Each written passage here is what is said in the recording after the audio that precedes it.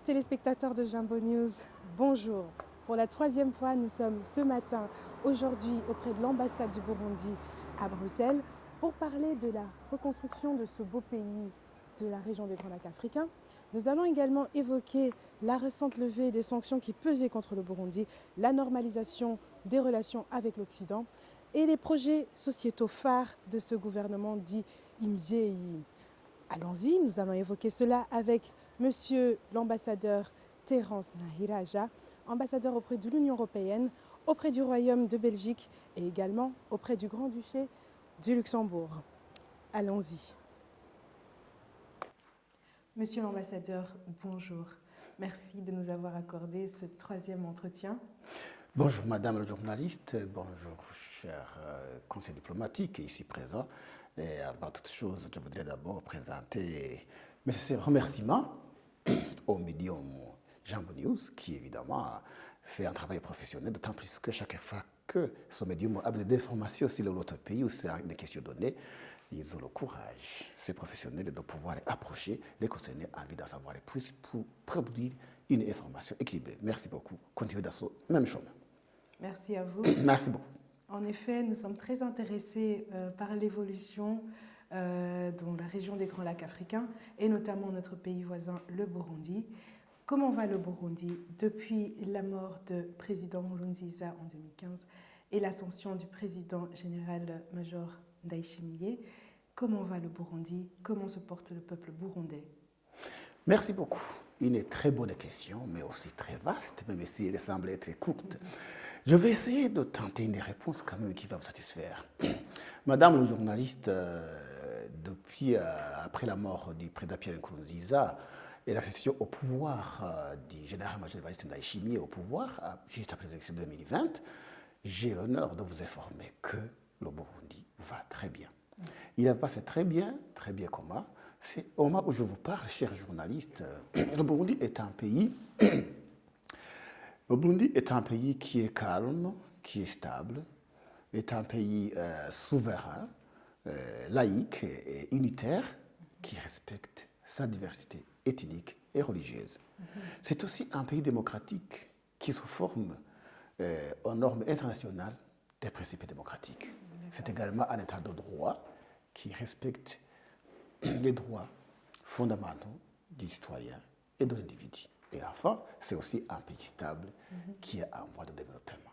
Mais ce n'est pas tout, c'est juste une brève réponse. Comment va le Burundi en réalité? Alors, et à large, il faut que je précise, je pense. Nous allons pouvoir arriver sur ces points. Ouais. Quels sont les chantiers principaux que vous avez entamés depuis lors, depuis la prise des affaires? Les principaux chantiers, justement, qui se trouvent au niveau du cahier de charge du gouvernement burundais sont tous définis dans le plan national de développement PND 2018-2027. Il y a un plan national qui a été élaboré et qui a été validé et apprécié par les différents partenaires. C'est dans ce dernier où se trouvent bien sûr les quelques chantiers principaux d'IME au niveau du développement. Je peux vous citer quelques-uns par exemple. Je peux vous citer la construction d'un chemin de fer qui va relier la République unie de Tanzanie, le Burundi et la RDC. Précisément, ça va partir de Kigoma et puis ça va passer par Musongati Gitega. Et là, le dossier est très avancé et plus tard encore, le même chemin va quitter Bujumbura pour arriver à Kindu, à RDC. C'est un chantier très important régional auquel le Burundi participe pour pouvoir en tout cas faire une communication commerciale, économique entre les trois pays. Il y a aussi d'autres chantiers très importants au niveau de notre pays, c'est la construction des infrastructures au niveau de la capitale politique Gitega, qui, comme vous le savez, il y a seulement quelques années que le gouvernement a déclaré que c'est la capitale politique. Maintenant, c'est dans la Constitution qui a été votée dernièrement, et voilà. C'est pourquoi, avec un chantier important, là, le gouvernement est à l'œuvre, il y a des projets qui sont de construire, le Parlement et d'autres structures pour le gouvernement, les bureaux d'administration, c'est quand même important. Il y a aussi d'autres chantiers qui sont relatifs à la construction des infrastructures routières, notamment. La route qui relie les deux capitales doit être refaite. Il y a d'autres capitaux aussi. Il y a la construction des barrages qui est en cours et d'autres qui sont en cours de projet. C'est très important. Il y a la modernisation de l'agriculture et de l'élevage parce que, comme vous le savez, plus de 90% de la population burundaise s'acquitte de l'agriculture et de l'élevage. Donc là, le gouvernement fait beaucoup d'efforts pour qu'en fait de compte, on puisse se développer. Voilà. J'entends beaucoup de projets de grande envergure, Ah oui. surtout niveau infrastructure qui vont pouvoir aider les citoyens burundais, en tout cas, à se mouvoir plus facilement à ces terres. Quels sont les projets qui touchent aux Burundais eux-mêmes? Les projets sociétaux, vous alliez, je pense, l'évoquer avec la culture, l'agriculture. Quels sont les chantiers majeurs sur le capital humain, cette fois, du Burundi? Magnifique. Ici, le chef de l'État burundais a mis en avant d'abord le secteur de l'agriculture et de l'élevage. La moderniser ce secteur. C'est pourquoi d'ailleurs le gouvernement a conseillé à la population de se regrouper en coopérative dans toutes les communes du pays. Et pour les faciliter, au niveau de chaque budget annuel, le gouvernement transfère 670 millions de francs dans chaque commune. Nous avons 116 communes, bien entendu. Eh bien, ce budget-là est là pour qu'en fait de compte, sur chaque colline de la commune, il y ait une coopérative auquel se regroupe la population pour moderniser l'agriculture et l'élevage, augmenter la production. Et voilà, on donne chaque année en près de 10 millions de francs, donc pour que justement la population à la base puisse s'acquitter de cette activité et se développer. Ça sera remboursable progressivement, mais sans intérêt, bien entendu.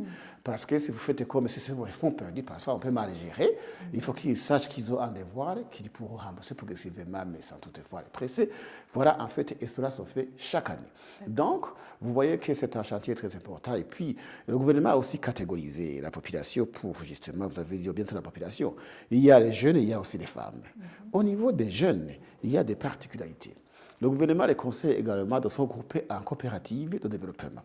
Deuxièmement, le gouvernement a mis en place une banque pour les jeunes qui est déjà fonctionnelle, la banque Bige, dont le siège se trouvait à la capitale politique à Gitega.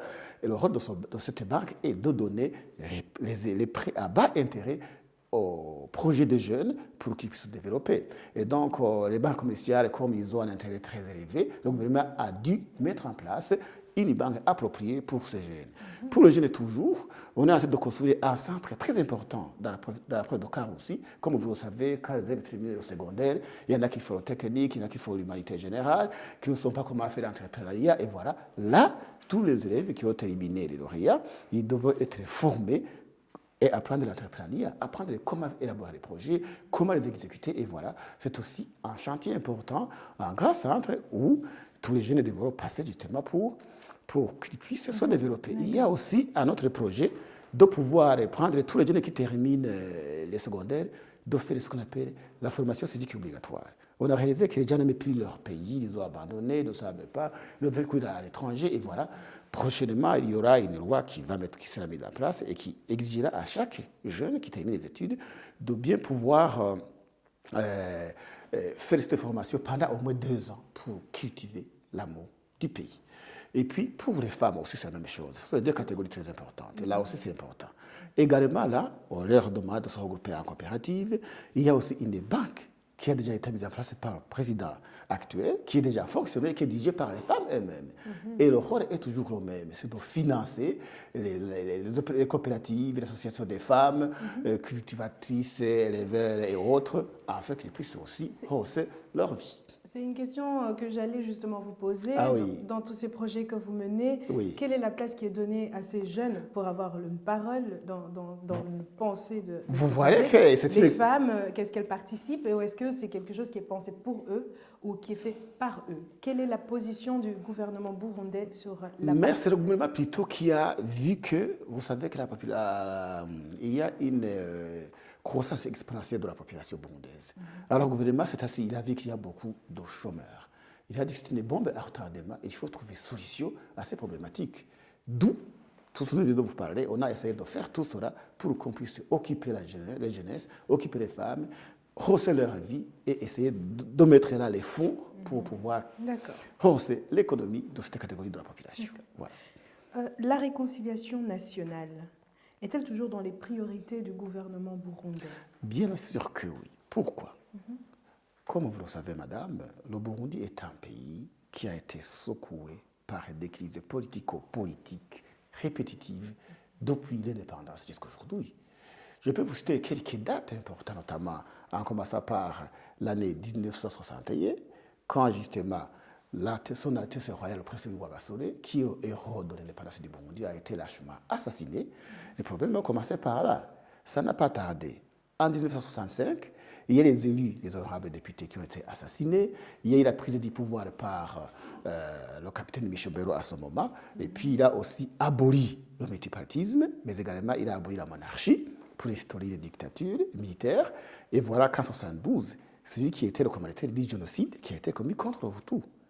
Ça a été déjà approuvé, on n'y est pas, c'est clair, c'est compréhensible. Et ça ne s'est pas arrêté là, madame. Mais quand il est là, il a lui aussi subi des coups d'État par le colonel Bagaza, le colonel qui a été également subi un coup d'État du Major Bouya, ça a été difficile. Et en 1988, il y a eu assassinat de beaucoup de personnes, que je dirais de génocide d'ailleurs, dans deux communes, notamment Nega et Marangara, une commune de la province d'Ongozi et l'autre de Kirundo. On dit qu'environ 5000 personnes seraient mortes à ce moment, ce qui a été une catastrophe pour le pays, le Burundi. Ce n'est pas tout. Au moment où il y avait la renaissance de la démocratie, en les années 90, vous avez suivi vous tous, il y a eu un processus électoral, il y a le multipartisme. Un premier président a été démocratiquement élu, le président Melchior Ndadaye, et voilà que après 3 mois de gouvernance, il a été lâchement assassiné par une armée qui était qualifiée de mono-ethnique. Ce sont des problèmes qui ont touché les Burundais. Et voilà, à cause de cela, les problèmes sont devenus très compliqués, puisqu'il y a eu des rébellions, il y a eu le dialogue, et voilà, ce dialogue a produit des résultats importants. Il y a d'abord l'accord d'Arusha pour la réconciliation, il y a l'accord global de cessez-le-feu entre le CNDD et le gouvernement, et les éléments essentiels de ces accords ont été inculqués dans la Constitution, et on doit les respecter. Qu'est-ce qu'on a mis? C'est-à-dire qu'on a mis dans la Constitution le partage du pouvoir, le partage du gâteau national. Donc chacun s'y trouve, que ce soit les Hutus, les Tutsis, les Trois, chacun a quand même une part de la Constitution. C'est pourquoi, en fait, la réconciliation, ça continue. Ces événements ont affecté le pays. Il y a eu des morts, il y a eu des blessés, il y a eu un génocide, il y a des fausses communes. Donc, ce n'est pas un processus qui continue. C'est pourquoi le gouvernement a mis en place jusqu'à maintenant ce qu'on appelle les mécanismes de justice transitionnelle qui sont fonctionnels et qui continuent jusqu'à l'aboutissement de la continuité de ce dossier. Ce n'est pas fini, donc c'est toujours une priorité pour le Burundi. J'entends que pas mal de cette réflexion, de ces pensées, de ces projets sont également carrément inclus dans la Constitution et dans la façon d'être. Que pensez-vous? Quel a été le rôle dans tout ce processus de réconciliation que vous venez de brièvement évoquer? Quel a été le rôle, ou en tout cas l'importance, l'impact de la récente reconnaissance du génocide commis contre les Hutus au Burundi? Certaines personnalités pensaient que quand on va dire qu'il y a un génocide des Hutus, il y aura des problèmes au Burundi. Pas du tout. Pas du tout. Ça a été, la reconnaissance de ce génocide a été une étape importante et satisfaisante du processus de réconciliation des Burundais entre eux. J'explique. Donc, au départ, il y en a qui avaient peur, il y en a qui disaient non, on va nous tuer, on va faire ceci. Non. La plupart, déjà, qui ont fait le génocide n'existent même plus. Ils sont morts. Mais il faut que le génocide soit reconnu. Il faut que la loi soit là. Il faut que tout le monde le sache, que ça a lié. Et voilà que finalement, ça a été un dossier qui a été traité de manière délicate et équitable. Non seulement par le gouvernement, la CVR et le Parlement du Burundi. Ils ont pris le temps. Et ce qui fait que c'est très important, c'est que vraiment, il y a des preuves. Les motivations étaient tellement motivées, et les preuves selon les forces communes, telles que personne ne pouvait le nier. J'aimerais vous expliquer que même le gouvernement belge, à ce moment, avait reconnu le génocide du Burundi. Le premier ministre de la période a fait une déclaration qu'il a sortie en disant que ce qui se passe au Burundi, ce ne sont pas des assassins normaux, c'est un génocide. Et à ce moment, le Premier ministre belge avait exigé le ministre des Affaires étrangères de la période de communiquer à la communauté nationale qu'il y a un génocide qui est en train d'être commis au Burundi. Il y a certains écrivains comme Jean-Pierre Chrétien, il y a beaucoup d'autres qui ont reconnu, il y a beaucoup de documents. Donc ce n'est pas un dossier tabou comme ça a été le passé. Et voilà qu'on est calme après, et voilà, plutôt ça renforce la réconciliation. Ceux qui avaient peur sont un peu soulagés. Maintenant, il y a une élaboration d'un cadre légal et relatif qui pourra préciser qu'est-ce qui va suivre après cette reconnaissance. Voilà. Lors de notre dernier entretien, il y avait 400 000 personnes qui avaient fui les événements. Vous nous aviez dit que plus ou moins 230 000 étaient rentrés. Est-ce que les personnes qui avaient fui, est-ce qu'ils sont aujourd'hui rassurés? Est-ce que vous voyez un retour des personnes qui s'étaient déplacées vers leur pays? Constatez-vous ce mouvement de retour aujourd'hui? Merci beaucoup, madame, de la question. Bon, je ne pouvais pas y revenir. La fois passée, je sais la réponse que j'ai donnée. J'avais d'abord expliqué la problématique du concept de réfugié dans la sous-région. C'est très complexe. Ce qui s'est passé en 2015 n'était pas une fuite comme telle, un refuge comme tel. Il y avait un complot international qui était dedans et qui voudrait replonger le Burundi dans la gouffre parce qu'avant de fuir, les gens allaient chercher des passeports avec les enfants sur la chaîne. À la frontière rwandaise, il y avait les bus qui les attendaient aisément et ils partaient comme ça. Est-ce que vous pensez que c'est ressemblable aux événements dont je vous ai parlé? C'était un complot international qui avait été réservé pour produire dans la gorge, mais c'est la période où très peu de Burundais ont fui au pays. Par contre, la grande majorité des Burundais ont fui au cours des années, dont je vous ai cité notamment 72, 93, où il y en a même dans les cas des réfugiés de Michama, où il y a Nkuru et Katumba à la République de Tanzanie, qui sont toujours là. Il y a la République de Tanzanie a dans la nationalité. Et nous disons merci à notre pays limitrophe. Eh bien, ils y sont rassurés. Pourquoi? Parce que vous-même, vous avez suivi.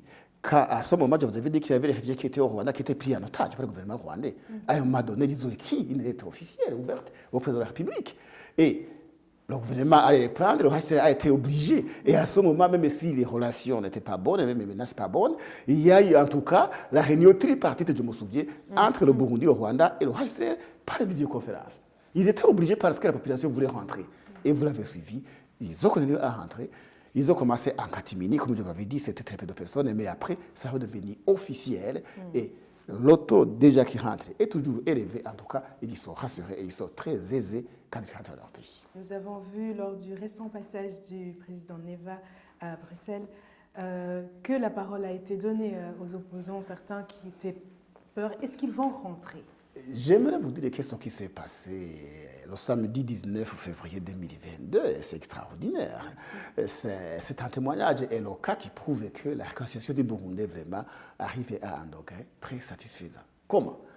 J'aimerais vous dire que c'est une fois dans l'histoire qu'ici à Bruxelles, quand le chef de l'État est venu, nous avons essayé de mobiliser tout le monde, sans distinction aucune, et tout le monde était là. Environ 1000 personnes avaient répondu au rendez-vous. Ça, c'est une vérité, je vous le dis. Et voilà, les opposants étaient là, la société civile, tout ce qui avait fait, ils étaient là, ils ont eu la parole. Ils ont eu un échange fructueux avec le chef de l'État pendant plus de 5 heures. Et ils ne voulaient pas qu'on s'arrête. J'ai même des messages de certains qui n'ont pas eu la parole et qui disent, voilà, non, moi, je n'ai pas eu la parole, mais il a promis qu'il fera par visioconférence avec tous les Burundais pour pouvoir continuer à poser des questions. Donc, ils étaient très contents. Même les familles des putschistes très aimés ont posé des questions. Ils avaient des problèmes. Il a promis de trouver des solutions. C'était quand même intéressant. Donc, vraiment, je vous dis la vérité. Nous sommes satisfaits. En tout cas, lui-même et son interview, je vais vous envoyer une émission Kukivi qui a été sortie hier à la RTNB et du Burundi. Vous allez voir comment il a été satisfait lui aussi quand il a rencontré ces Burundais. C'était vraiment super. Nous allons suivre ça de près. Espérons que nous pourrons parler à ces Burundais également pour avoir leur point de vue sur leurs sentiments. Nous allons peut-être, si vous le permettez, Monsieur l'ambassadeur, basculer un petit peu sur un autre sujet, un autre domaine de questions. Nous allons nous intéresser cette fois aux relations avec les pays, que ce soit la communauté internationale ou les pays voisins. Nous allons peut-être commencer avec la communauté internationale. Nous avons remarqué évidemment la normalisation, la récente levée des sanctions qui pesaient contre le Burundi depuis pas mal d'années, que ce soit par l'Union européenne ou les États-Unis. Nous remarquons en tout cas une normalisation de vos relations avec cette communauté internationale. Monsieur l'ambassadeur, qu'est-ce qui était reproché au Burundi? Question intéressante et vaste, mais aussi qui a des ramifications. Voilà.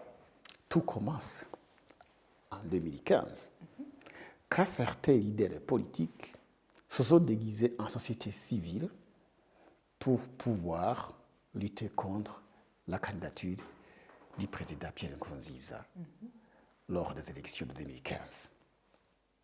Or, comme vous le savez, quel est le motif avancé?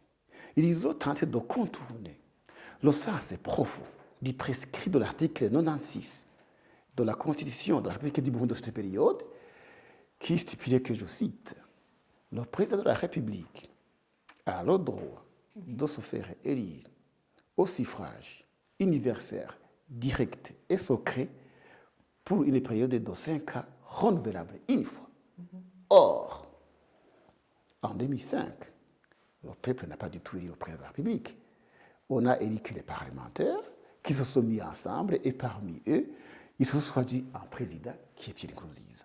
Vous voyez que ce n'est pas ce que disait la Constitution, n'est-ce pas? Ce n'est qu'en 2010 que Pierre Nkurunziza s'est présenté aux élections au suffrage universel direct. Donc, en 2015, c'était son droit de le faire pour la deuxième fois d'être élu de cette manière telle que c'était stipulé dans la Constitution de la République. Eh bien, quand on a dit qu'il a droit, les concernés ont porté plainte à la Cour constitutionnelle du Burundi, parce que c'est ce organe, évidemment, qui était capable de donner la réponse à cette question. Eh bien, le verdict a dit que la candidature de Pierre Nkurunziza est légitime. Ils n'ont pas cessé.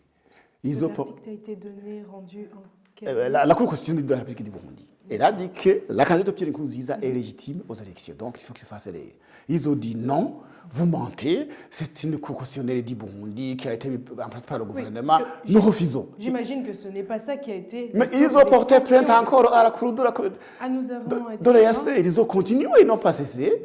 Ils ont porté plainte alors à recours au niveau de la Cour de justice de la communauté est-africaine de l'EAC à Arusha. Et là aussi, ils ont été vaincus. En mai 2015, ils ont échoué. Donc, il a déclaré que non. Après analyse, on a constaté que Pierre Nkurunziza a le droit de se faire élire. Au lieu d'accepter le verdict, ils ont choisi le chemin de la violence. C'est ici qu'en date du 26 avril 2015, ils ont commencé à déclencher les manifestations violentes. Ce que je qualifie d'insurrection d'ailleurs. Ils ont tué, ils ont creusé les routes et ils ont évolué. Ils ont commencé en marchant avec un lancer de pierres, peu à peu avec les couteaux, et ensuite ils ont avancé avec, bien entendu, les quelques grenades et même les fusils. Et voilà que le 13 mai 2015, ils étaient assis sur des blindés avec les putschistes pour aller prendre le pouvoir. C'est dommage de voir les membres de la société civile comme vous, assis en blindé avec des couteaux, aller prendre la radio nationale. Alors, si je comprends bien, ils avaient d'abord été... En tout cas, la plainte avait été déboutée par la Cour constitutionnelle burundaise. Ah oui, oui. Ensuite, par la Cour de la East African Community. Ah oui. Et ensuite, vous dites qu'en 2015, au 13 mai, le mouvement avait continué malgré ces déboutages. C'est-à-dire qu'ils ont choisi le chemin de la violence. Donc, autrement dit, les politiciens qui s'étaient cachés dans la société civile, ce sont eux qui commanditaient la chose. Je vous fais un exemple de Mme Magui, que vous prenez comme une ange. Elle a débloqué 2 milliards par le de Frabou. C'est elle qui fournissait l'argent à ces insurrections. Et c'est elle qui donnait la nourriture aux jeunes en état de chanvre, des stupéfiants. Donc, ils étaient comme des fous. C'était catastrophe quand même. Comment nous sommes arrivés aux sanctions de l'Union européenne spécifiquement? C'est parce que le Burundi, grâce évidemment à la maturité des Burundais en démocratie et en patriotisme, même le putsch a été avorté, a échoué. Une fois le putsch échoué, nous avons fait les élections et on a mis un président en place. Et voilà que, en fait, ceux qui commanditaient ces insurrections, je voulais que c'était un complot international, mais pour fuir le pays. Ils étaient commandités par des gens, voir les bus venir de prendre les gens volontairement, ce n'est pas normal. C'est qu'il y avait eu des gens qui voulaient renverser le pouvoir, c'est un DFDD pour mettre leur propre pouvoir, les marionnettes qu'ils vont manipuler. Et voilà, une fois vu que ça ne marchait pas, ils ont pris des sanctions, c'est ça. Et nous avons résisté, nous avons continué notre travail avec les recettes, on a pu donner des salaires et qu'on va se développer sans aucun problème. Voilà en fait ce qui s'est passé. Et puis, pour lever les sanctions, si vous pouvez continuer, si vous acceptez, je pourrais vous expliquer pourquoi alors ces sanctions ont été levées. Je ne sais pas si c'est la question ou bien si elle va venir. Voilà. Alors, avant peut-être de vous demander que vous nous expliquiez pourquoi les sanctions ont été levées, oui. Je serais plutôt curieuse de savoir pourquoi maintenant et pas hier et pas demain. Quelle est l'actualité qui justifie aujourd'hui, ou en tout cas, qui vient conforter cette levée des sanctions? Madame, aujourd'hui, ce n'est pas demain, tout comme demain, ce n'est pas la veille. Donc, j'aimerais vous informer que cette levée de sanctions est le résultat d'une bataille politico-diplomatique qui a été menée par le gouvernement burundais, un gouvernement responsable et laborieux dénommé en Kirundi et Tambiei et Tankozi. Qu'est-ce qui s'est passé en fait? Depuis son accession au pouvoir, le général-major Evans Ndayishimiye a pris des décisions extraordinaires, lesquelles décisions ont promis d'améliorer certains secteurs de la vie d'un pays, dans l'état démocratique et l'état de droit. Lesquels? Il y a eu d'abord l'amélioration de la bonne gouvernance. Au moment où je vous parle, pendant une année et quelques mois, il a déjà limogé au moins 2 ministres. Il a déjà destitué pas mal de directeurs généraux et hautes autorités qui se méconduisent dans la gestion de la chose publique. Et il est en train de ramener dans les caisses de l'État l'argent volé. Donc nous parlons... Maintenant, on arrive à plus de 4 milliards qui sont en train de revenir dans les caisses qui avaient été volées. Ah oui, ça, c'est juste la bonne gouvernance. C'est les éléments qui ont convaincu l'opinion internationale. Parce que pour lever, c'est grâce à la politique intérieure qui a été menée et qui a eu un impact sur la diplomatie. Donc il y a, si je comprends bien, une politique de bonne gouvernance interne, lutte contre la corruption. Ce n'est pas fini. J'allais vous décrire les quelques améliorations qui ont pu convaincre justement les partenaires de l'opinion internationale. Ça, c'est un élément parmi les 10. Je suis toujours sur la bonne gouvernance. On peut avancer avec la santé publique.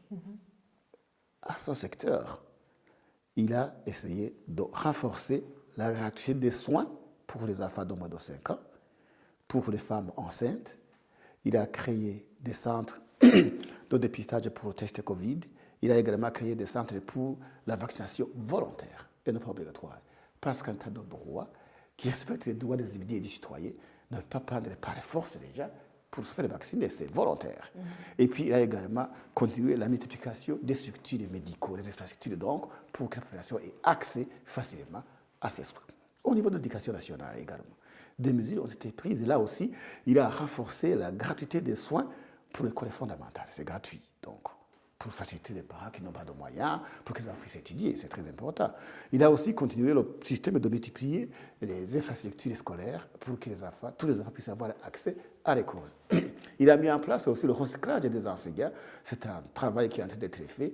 Il y a aussi la création pour la plupart des écoles dans les régions où la population est plus ou moins pauvre. Donc, c'est-à-dire qu'on y met les cantines scolaires pour que les enfants, quand ils sont posés à midi, ils puissent manger et puis continuer les cours parce que c'était un problème pour eux. Ça, ce sont des choses, des éléments importants au niveau de l'éducation qui ont été faits. Je pourrais peut-être, Monsieur l'ambassadeur, vous poser la question. Lors de la prise de ces sanctions, il était surtout question également de démocratie. Comment est-ce que le Burundi a répondu sur cette peur qu'il y avait de non-démocratie, d'écrasement de voix de certaines personnes? Comment, sur ce chantier-là, spécifiquement, avez-vous, le Burundi, convaincu? C'est la sous-question de ce que j'allais vous dire. D'accord. J'ai l'idée que c'est environ une dizaine d'éléments dont la démocratie, vraiment. J'aimerais vous dire qu'au niveau de la démocratie, comme vous le dites, effectivement, le Burundi a mis en place ce qu'on appelle, a dit se conformer aux normes internationales des principes démocratiques. C'est-à-dire quoi? C'est-à-dire que nous avons élaboré un code électoral, une constitution et un code électoral qui respectent ces éléments-là. C'est-à-dire que même l'opposition a le droit de se faire élire, de faire la propagande, de dire ce qui ne va pas. Tout le monde, sans distinction aucune. C'est leur droit. C'est pourquoi même le Parlement burundais, il y a des députés qui viennent du parti au pouvoir, il y a des députés qui ont été élus dans l'opposition, il y en a qui ont échoué, donc il n'y a pas de problème. Donc ça, c'est important. Il y a également un gouvernement qui retouche toutes les couches sociales de la population. Il y avait même une catégorie de la population qui avait été oubliée, notamment les Batwa du Burundi. C'est une fois dans l'histoire qu'on a eu un ministre dans le gouvernement. C'est le ministre en charge de la solidarité nationale, des droits de la personne humaine et du genre. Mais quand même, elle est là pour défendre les droits aussi des gens qui ont été abandonnés. C'est la première fois dans le gouvernement burundais, chose qui n'a jamais existé. Donc, chez nous, la démocratie, c'est tel qu'elle est. Ce sont la population qui élit leurs représentants et les autorités qui sont élues doivent tout faire, la compétition, pour satisfaire. Il faut la compétition pour satisfaire la population. Et le chef de l'État a donné à la population l'accès à la parole. Il appelle toute la population au stade, chacun dénonce ce qui ne va pas. S'il y a la justice qui ne va pas, tout ça, même si ça a été, il y en a qui ont posé des problématiques et il a promis de trouver la solution. Maintenant, il a donné même le téléphone à toute personne qui veut dire ce qui ne va pas. C'est-à-dire que maintenant, pour les autorités qui font les magouilles, c'est un problème pour eux. Cela a fait que vraiment l'opinion internationale a dit voilà un président qui protège la population. Et voilà, on a fini par les convaincre. La sécurité, elle est stable. Le Burundi participe au raffermissement de la paix non seulement au Burundi, mais également en Afrique. Il y a le contingent qui est en Somalie, en Centrafrique. Le Burundi a joué un rôle important en Côte d'Ivoire, au Haïti et ailleurs. Et nous continuons. Et maintenant aussi, il y a une autre demande que le Burundi puisse donner d'autres contingents pour pouvoir ramener la paix et la sécurité. C'est beaucoup d'éléments, je ne peux pas terminer, mais tout cela a convaincu l'opinion internationale. C'est donc le résultat de tout cela.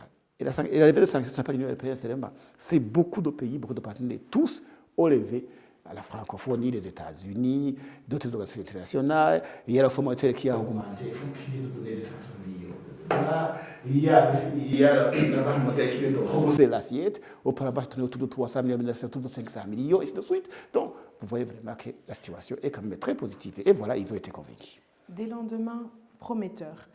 Wilmès, dans son communiqué après sa rencontre avec le Minafet burundais, a insisté sur le fait que les échanges, les discussions avaient tourné autour de la question des droits de l'homme. Première question, monsieur l'ambassadeur. Quel est l'état des relations diplomatiques avec la Belgique, ex-pouvoir colonial du Burundi? Merci beaucoup. J'aimerais vous dire, madame, que depuis la prise des sanctions en mars 2016 contre le Burundi, l'UE a donné des injonctions à tous ces pays partenaires de ne pas continuer à coopérer avec le Burundi. Ce n'est pas seulement la Belgique. C'est-à-dire que comme les sanctions étaient encore là, c'est-à-dire que même les autres pays, notamment la Belgique et les autres pays européens, les relations ne marchaient pas comme il le fallait. C'est pourquoi dans un dialogue qui a été fait à Bujumbura entre les délégués de l'Union européenne et le gouvernement burundais, il s'est toujours côtoyé par leurs excellences, les ambassadeurs européens accrédités à Bujumbura, parce qu'eux aussi, la coopération était un peu froide. C'est maintenant que cette coopération est en train de renaître, comme on a levé les sanctions, ça commence à marcher. Et comme vous le savez, actuellement, il y a certains politiciens, notamment internationaux, qui politisent le concept des droits de l'homme parfois. Parfois, on peut accuser un pays de violer les droits alors qu'il ne le fait pas, ça peut arriver. Mais à ce que je sache quand même, au niveau de la rencontre, j'ai même un conseil diplomatique qui était dans l'audience ici, je sais qu'ils ont échangé sur des sujets d'intérêt commun pour les pays, y compris même la question de retourner au Burundi les biens liés à la culture qui ont été volés. Et je pense que ça a été traité également, à mon avis, quel que soit donc le communiqué qu'elle a fait. Moi, l'essentiel est que le Burundi s'est donné la priorité de mener une coopération mutuellement bénéfique avec tous les partenaires qui le souhaitent. Voilà.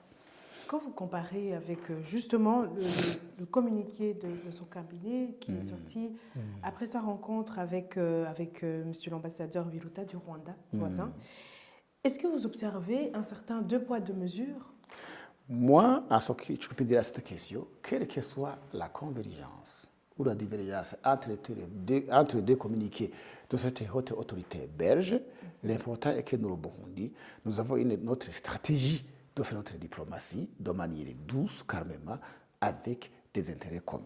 Quel que soit le communiqué qui a sorti de poids ou de mesures, pour moi, nous avons été expérimentés depuis 2015. Nous sommes habitués à des langages contradictoires ou qui ne sont pas favorables, mais le degré où nous sommes sûrs que nous allons avancer et réussir.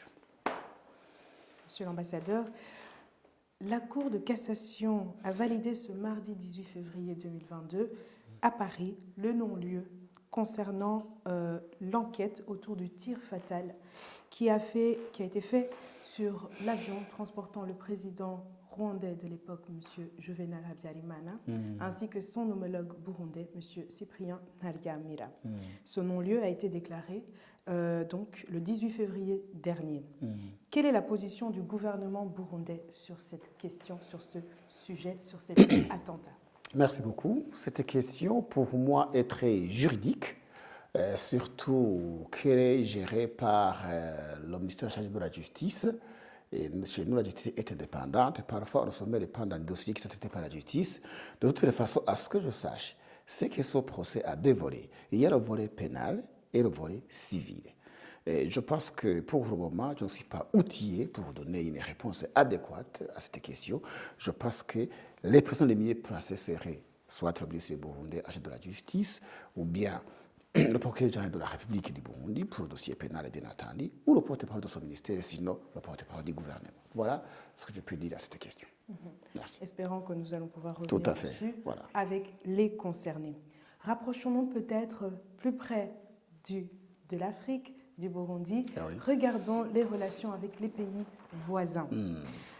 Où en sont les relations avec les pays limitrophes, le Rwanda, le Burundi, l'Ouganda, la Tanzanie? Comment ça se passe aujourd'hui pour le Burundi? Comme vous le savez, les pays frontaliers du Burundi sont notamment la République unie de Tanzanie, il y a la RDC et le Rwanda. J'ai l'honneur de vous informer que le Burundi a de très bonnes relations avec ces pays, excepté bien entendu le Rwanda, où les contacts ont bien entendu commencé doucement. Ils sont là, mais le dossier avance progressivement, mais froidement.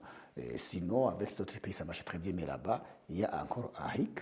Je pense que ça pourra marcher progressivement. On y est, avec des contacts particuliers qui sont faux. Et voilà, nous attendons et voir. J'espère que l'histoire va nous le dire. Merci. Avez-vous encore des attaques de rebelles dans la sous-région ou avez-vous réussi à pacifier la situation? Magnifique. Donc, en matière de sécurité, on peut pacifier et terminer. On est toujours aux aguets. C'est pourquoi chaque pays a une armée et des armes. Il y a la police et tout ça. De toutes les façons, au niveau de la sous-région, nous, ceux qui sont là sont qualifiés comme des groupes terroristes, notamment les ADF, le Red de Tabara, qui sont en Est du Congo. Ils sont là, effectivement. C'est vrai qu'on a pacifié, mais on est toujours aux aguets. On doit lutter contre toutes les personnes, tout criminels qui connaissent le terrorisme. Donc, on dit en Kirundi, nous continuons à être attentifs et prudents et voir de près et éradiquer et à combattre tout ce qui est terrorisme dans la sous-région. Mais ces groupes terroristes dont vous parlez sont-ils soutenus par des pays de la sous-région? Vous savez, qu'ils soient rebelles ou terroristes, le fait qu'ils ont un endroit où ils circulent librement avec les armes, c'est que quelque part ils auraient certains appuis. Je n'en sais rien, mais l'histoire nous le dira et la vérité vaincra. De toutes les façons, au final, par connaître qui finance ces groupes. Ce n'est pas un fait du hasard. Vous savez que cette sous-région est riche en minéraux. Et les gens qui ont des intérêts dans ces minéraux, ce sont qui, à mon avis, seraient à l'origine des financements de ces groupes pour créer le désordre afin de conduire à pied le Congo. Ça peut arriver. Voilà. C'est mon hypothèse, qui peut être confirmée ou infirmée. Voilà. Dans cette hypothèse de normalisation, pouvons-nous imaginer une rencontre Kagame-Neva bientôt, dans un avenir prochain? Vous savez, madame, dit-on en Kirundi que ce ne sont que des collines qui ne se rencontrent pas, c'est-à-dire Ikidahura Nimisozi. À mon avis, au cas où les deux hautes autorités des chefs d'État pourraient s'entendre sur les préalables, je souligne, les préalables, en vue de se rencontrer, je ne pourrais pas empêcher qu'ils se rencontrent, à mon avis. Voilà. Oui. Merci beaucoup. Peut-être, avant de terminer, un mot sur la région des Grands Lacs africains. Quelle est votre position? Qu'est-ce que vous pourriez dire à la jeunesse rwandaise, burundaise, ougandaise, rwandaise, de la région en tout cas, sur le caractère cyclique des conflits dans cette région? Quel espoir pouvons-nous avoir sur la fin des conflits qui ont tendance à circuler dans cette région? Exact. Merci beaucoup. Et cette question est pertinente. Et je vous ai dit pourquoi ces conflits sont cycliques. Les origines, je peux les qualifier de deux façons. Il y a d'abord les richesses de la sous-région. Il y en a qui profitent de ce désordre, de créer ces rébellions ou bien ces terroristes pour continuer à piller la sous-région. Un autre problématique, ce sont les gouvernances des pays de la sous-région. Là, le Burundi et le Rwanda sont des pays qui ont connu des histoires dramatiques. Je vous ai déjà cité pour le Burundi. Au Rwanda, je peux citer le génocide de 1994. Et on peut voir aussi comment les autorités actuelles se comportent dans cette sous-région. Il faut qu'il y ait des gouvernements stables pour pouvoir maîtriser la situation. Et puis, je conseille à ces jeunes vraiment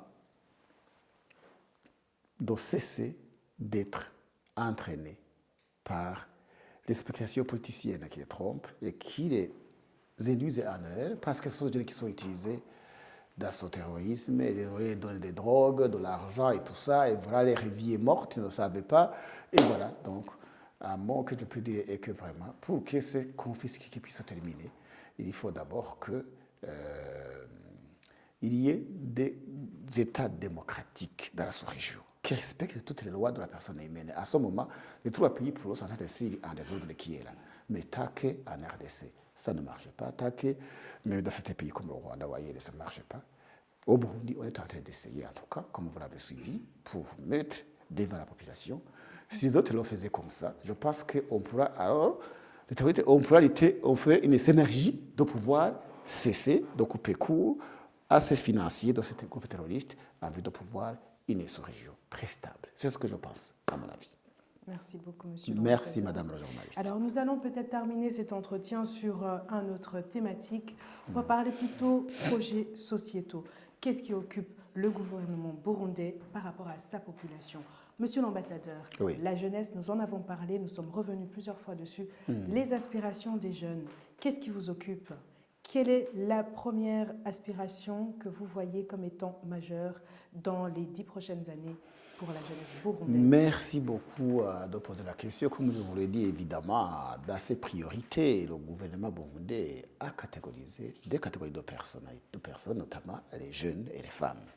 Alors, le gouvernement, comme je vous l'ai déjà dit, certaines priorités qui concernent ces catégories de gens sont très bien définies dans le plan national de développement PND qui a commencé en 2018 et qui prendra son échéance en 2027.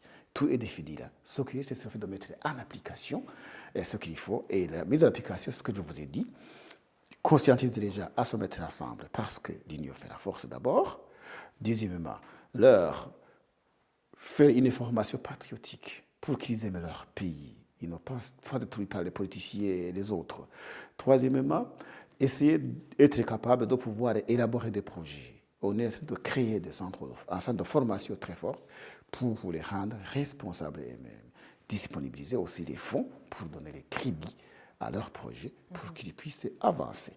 Telles sont les priorités les plus essentielles qu'on donne aux jeunes. Sinon, ça serait une bombe à retardement si tous les jeunes sont des chômeurs, n'ont pas à faire. On ne pourrait pas se développer. Ça serait difficile.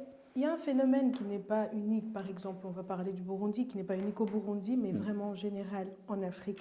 La fuite des cerveaux. Ces jeunes qui grandissent en ayant comme ambition d'aller en Europe ou en Amérique ou ailleurs, en tout cas de partir. Comment luttez-vous sur ce front-là contre la fuite des cerveaux de cette jeunesse? C'est une question très claire et compréhensible, mais difficile à avoir une réponse satisfaisante. Comment? Vous savez que les Occidentaux et les Américains ne veulent plus mettre au monde, ne veulent plus avoir des enfants. Est-ce que je mens? C'est pourquoi la pyramide des âges, elle est inversée. On a les vieux hauts et à la base, c'est la pointille. Autrement dit, ils arrivent à une période où ils n'ont pas justement une main-d'œuvre pour le travail. Quelle est alors la problématique? La problématique est qu'ils offrent des bourses d'études dans ces pays africains où il y a beaucoup de jeunes. Et tout le monde devait filer, on ouvre les portes, on ouvre les portes. Même quand le gouvernement fait des bourses avec la coopération, ceux qui terminent les études ne veulent pas rentrer. Normalement, cette question devrait trouver solution dans la coopération bilatérale. Donc, dans les conventions, c'est-à-dire que je vous envoie les gens, ils terminent et vous les renvoyez chez moi. Mais malheureusement, quelque part, on est bloqué. On est bloqué par quoi?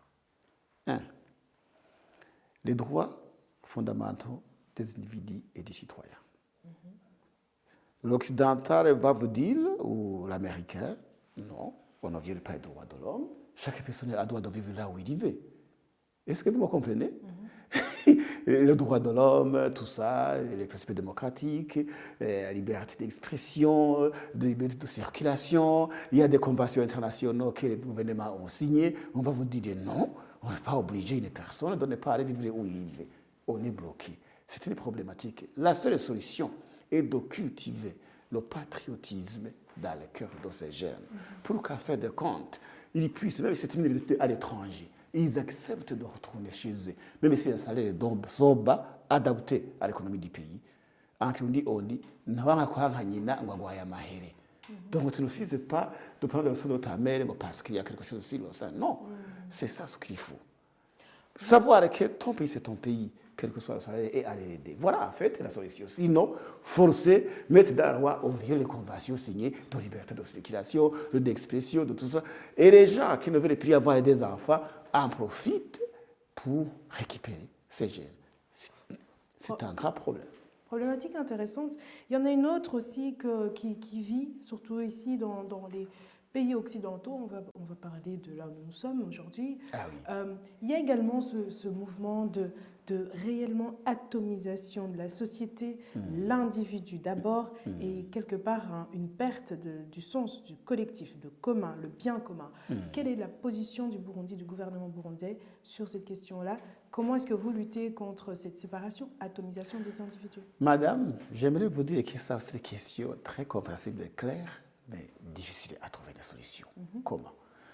Nul n'ignore que le monde actuel est capitaliste, n'est-ce pas? Donc, c'est-à-dire que la réponse que je trouve, c'est capitaliste. Il est difficile d'obliger les gens de garder le bien en commun. Et ça revient aussi à ces droits de l'homme dont on parle. Est-ce que vous me comprenez? On vous dit non, c'est le libre choix. Chacun a le droit de se faire ceci ou cela. Vous savez, vous tous, vous-même.